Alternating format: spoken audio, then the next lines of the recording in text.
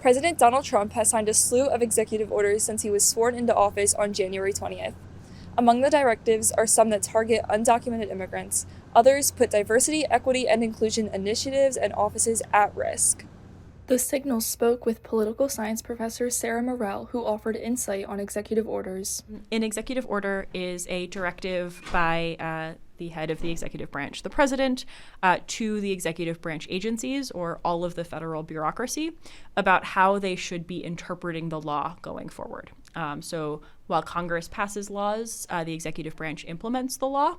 And so it is the way in which the president directs how the sort of large federal bureaucracy is expected to interpret the law going forward. While Trump's DEI-related executive orders do not immediately impact DEI programs at higher education institutes, they could eventually reverse diversity programs that aim to promote equal access to education. I think there is a lot of ongoing uncertainty about how different executive orders might impact the college and its policies.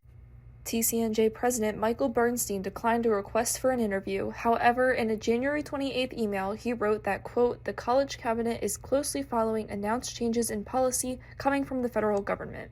The Signal spoke to students about the orders and how they may affect their peers.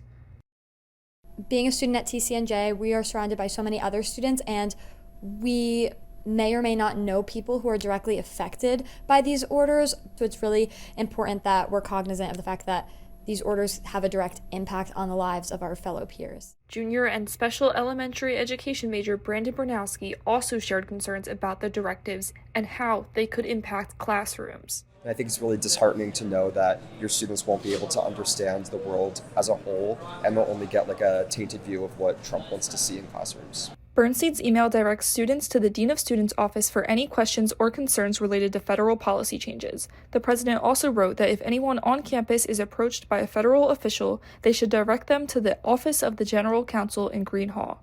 This office is the only entity on campus authorized to accept formal documents such as subpoenas. Trump has continued to pass additional executive orders in recent days. However, it remains to be seen how they will be enforced. To read more about these executive orders, visit our website at tcnjsignalnews.com. From TCNJ, this is Isabella Darcy for The Signal.